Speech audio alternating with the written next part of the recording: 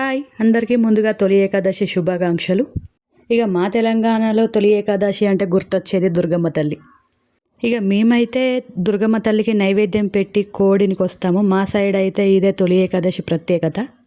మా సైడ్ అయితే ఏకాదశి రోజు పక్కా నాన్ వెజ్ ఉంటుంది. ఇక్కడైతే ఆనియన్ పచ్చిమిర్చి కట్ చేసి పెట్టుకుంటున్నా.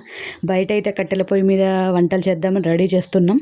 అసలు గ్యాస్ స్టవ్ మీద వండిన దానికన్నా బయట కట్టెల పొయ్యి మీద వండిన దానికి వేరే టేస్ట్ ఉంటుంది. చాలా బాగుంటుంది ఆ టేస్ట్. ఇక్కడ మేమైతే మటన్ వండుతున్నాం. అగో అదేంది కోడిని కోస్తామని చెప్పి మటన్ వండుతుర్రని అనుకోకండి. చికెన్ అయితే నైట్ వండుకుంటాం. ఇప్పుడైతే మటన్ వండుతున్నాము. చూసేయండి ప్రాసెస్. ఈ తొలి ఏకాదశి పండగ అప్పాలు కూడా చేసుకుంటాం మేము. గారెలు చేస్తాం. ఆషాఢ మాసంలో వచ్చే మొదట పండగ తొలి ఏకాదశి పండగ. ఈ పండగ నుంచి అన్ని పండుగలు స్టార్ట్ అయిపోతాయి.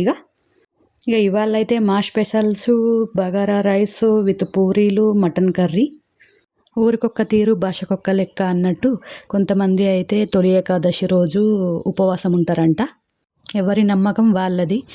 కొంతమంది సైడ్ కొన్ని రకాలు ఉంటాయి, కొంతమంది సైడ్ కొన్ని రకాలు ఉంటాయి. మా సైడ్ అయితే పక్కా సుక్క ముక్క ఉంటుంది తొలి ఏకాదశి రోజు. ఇక ఇప్పుడైతే వంట గురించి చెప్తా.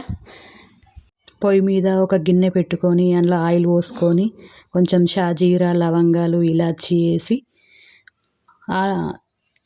ఆనియన్ పచ్చిమిర్చి వేసి అవి వేగాక కొంచెం అల్లం వెల్లిపాయ వేసి మంచిగా పచ్చితనం అంతా వేయినాక పసుపు వేసుకొని అవి మగ్గినాక మటన్ వేసుకొని మంచిగా కలుపుకొని మూత పెట్టేసుకొని మంచిగా అది మగ్గాలి బాగా. చూసిరా పోలుగు బొక్క ఎమ్మి ఎమ్మి. ఇక మంచిగా కలుపుకొని మూత పెట్టుకోవాలి. ఇక కొద్దిసేపు అయినాక మళ్ళీ మూత తీసుకొని కలుపుకోవాలి. మంచిగా కలుపుకొని ఆయిల్లో ఉడుకుతుంటే వాటర్ అంతా బయటకు ఇంక్రీజ్ అవుతుంది. మళ్ళీ మూత పెట్టుకోవాలి. కొద్దిసేపు అయినాక మళ్ళీ మూత తీసుకొని కలుపుకోవాలి. మటన్ ఆయిల్లో చాలాసేపు ఉడికితేనే, ఆయిల్లో మంచిగా ఉడికితేనే టేస్ట్ మంచిగా ఉంటుంది. మనం తొందరగా కారం వేస్తే తొందరగా మడగంటుకుంటుంది. ఇప్పుడు కారం, ఉప్పు దానికి సరిపోయేంత వేసుకొని కలుపుకోవాలి. ఇక మంచిగా దానికి పట్టించి బాగా కలుపుకొని మూత పెట్టుకోవాలి. కారం, ఉప్పు దానికి బాగా పట్టేదాకా కలుపుకోవాలి. మంచిగా కలుపుకొని ఆయిల్లో అది మంచిగా ఫ్రై కావాలి. మటన్ ఉడికి మంచిగా ఆయిల్ అనేది ఇట్లా సపరేట్ కావాలి. వాటర్ ఇట్లా వెళ్ళాలి. మూత పెట్టుకొని కొద్దిసేపు మగ్గనిచ్చుకోవాలి. మూత తీసి కలుపుకోవాలి. మంచిగా కలుపుకున్నాక చూసిరా ఆయిల్ ఎంత పైకి వచ్చిందో. మంచిగా ఫ్రై కావాలి. ముక్కకు కారం మంచిగా పడితేనే టేస్ట్ బాగుంటుంది.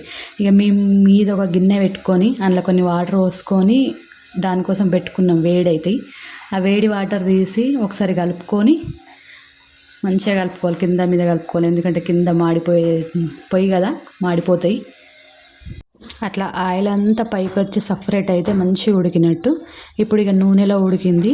ఆ మీద పెట్టుకున్న వేడి వాటరు అందులో పోసేసి ఇక కొద్దిసేపు ఉడకనియాలి. మటన్ ఉడకడానికి అయితే కొంచెం టైం పడుతుంది కదా. ఇప్పుడు మూత పెట్టుకొని కొద్దిసేపు కలుపుకొని మళ్ళీ మూత తీసి మటన్ ఉడకడానికైతే కొంచెం మాకైతే ఎక్కువ టైమే పట్టింది. బాగా కలుపుకొని మూత పెట్టేసేయాలి. ఇక కొద్దిసేపు అయితే ఉడికినాక మూత తీసుకొని చూసిరా ఆయిల్ ఎంత పైకి వచ్చిందో.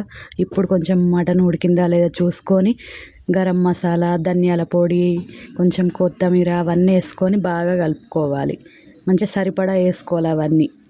గరం మసాలా, ధనియా పొడి అన్నీ మేము ఇంట్లోనే చేసుకుంటాము. బయట అయితే కొనుక్కరాము అస్సలేదు. ఇంట్లో చేసుకున్న మసాలా పొడిలే టేస్ట్ బాగుంటుంది. కూరల్లో వేసుకుంటే కూడా చాలా బాగుంటుంది. ఇక్కడ కొత్తిమీర, పుదీనా ఇట్లా అన్నీ వేసుకొని మంచిగా కలుపుకోవాలి. ఇక కలుపుకున్నాక ఇక ఉడికిపోయినట్టే. చాలా మంచిగా ఉడికింది పొయ్యి మీద. ఇక దించి పక్కన పెట్టేసుకున్నాం. ఇక దించి అయితే పక్కన పెట్టుకున్నాము. ఇక చూడురి మా మటన్ కర్రీ ఎంతో టేస్టీ. నోరు ఊరుతుంది. టెంప్టింగ్గా ఉంది మటన్ చూస్తుంటే. ఇక మా మటన్ అయితే గిట్లా వండుకున్నాం. చాలా టేస్టీ. పూరీకి పిండి కలుపుతుంది ఇక్కడ నేను.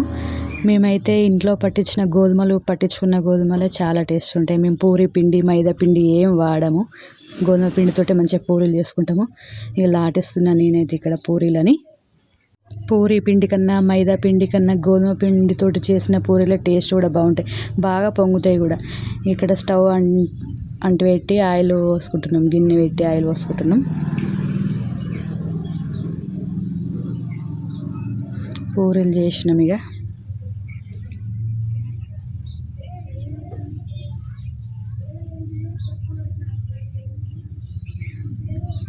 చూడు ఎంత మంచిగా వంగుతున్నాయో. మంచిగా వంగుతాయి పూరీలు. గోధుమ పిండితోటి చాలా టేస్టీగా కూడా ఉంటాయి, హెల్దీ కూడా. పూరీకైనా చపాతీకైనా మేము దేనికైనా గోధుమ పిండినే వాడతాము, బయట తీసుకురాము, ఇదే వాడతాం. చూడు మంచిగా వంగుతాయి పూరీలు.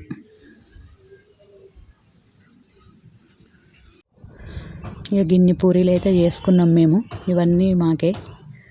ఇప్పుడైతే బగారా రైస్ మళ్ళీ కట్టెల పొయ్యి మీదనే వండుతున్నాము. కొంచెం గిన్నె పెట్టి కొద్దిగా నెయ్యి కొంచెం నూనె వేసుకొని షాజీరా వేసినాం. లవంగాలు, ఇలాచీలు, ఉల్లిగడ్డ, పచ్చిమిర్చి, పుదీనా అన్నీ నూనెల్లో వేసుకొని మంచిగా వేగించుకోవాలి పచ్చివాసన పోయేంత వరకు. అన్నీ వేగించుకుంటేనే కొంచెం పచ్చివాసన పోతే టేస్ట్ అనేది మంచిగా వస్తుంది. అల్లం వెల్లిపాయ పేస్ట్ వేసి అది పచ్చివాసన పోయినాక కొంచెం ఉప్పు వేసి మంచిగా మగ్గించుకోవాలి. నేనైతే ఏ కొలతలతో చెప్తలేను, మాకు అలవాటే కాబట్టి ఇక అందాలతోటే చేస్తా. ఏవి కొలవ, బియ్యము నీళ్ళు ఏవి కొలవ డైరెక్ట్ పోసేస్తాం మేమైతే. ఇక వంటలు చేయడం అలవాటు అయిపోయింది కాబట్టి ఏవి కొలవ అట్లా మంచిగా పచ్చివాసన పోయేంతసేపు ఉంచుకొని వాటర్ పోసుకోవాలి. వాటర్ పోసుకొని ఒకసారి కలుపుకొని ఇక మూత పెట్టేసుకోవాలి. ఇక మంచిగా మంట గట్టిగా పెట్టుకొని కొంతసేపు అయినాక అట్లా ఎసరు వస్తుంది. ఎసరు వచ్చినాక ఇక కడిగిన బియ్యాన్ని కొంచెం ఒక 1/2 అవర్ ముందు కడిగి పెట్టుకున్న బియ్యాన్ని అందులో వేసుకొని ఇక వాటర్ లేకుండా రాకుండా సరిపోయే వాటర్ ఆల్రెడీ పోసుకున్నాం కాబట్టి వాటర్ రాకుండా తీసి బియ్యాన్ని అందులో వేసుకొని కొంచెం కింద మీద కలుపుకోవాలి. అందులో కింద మీద కలుపుకొని మూత పెట్టుకోవాలి. కొద్దిసేపు మంచిగా ఉడుకుతుంది. ఇక మనం అందులో బియ్యం వేసిన తర్వాత కలపకపోతే గడ్డలాగా అయిపోతుంది అన్నం. అందుకే ఒకసారి కలుపుకొని మూత పెట్టేసుకోవాలి. కొద్దిసేపు ఉడికినాక మళ్ళీ మూత తీసేసుకొని అన్నంని కొంచెం కింది మీద వేస్తే అన్నం రెడీ అయింది. ఇక కొంచెం కొత్తిమీర అది పైనుంచి వేస్తే గార్నిష్గా బాగుంటుంది కదా. మా వంటలు చూస్తారా? పూరి, ఇందాక వండిన కట్టెల పొయ్యి మీద మటన్ వండాం. మటన్ పోలుగు బొక్క చూడండి, tasty mutton rice, bagara rice, అదిరిపోయే combination mutton with bagara rice. ఇక్కడ మా కోడలు తింటుంది, చెప్తుంది తను తినేది. తనకు బాగా నచ్చిందంట.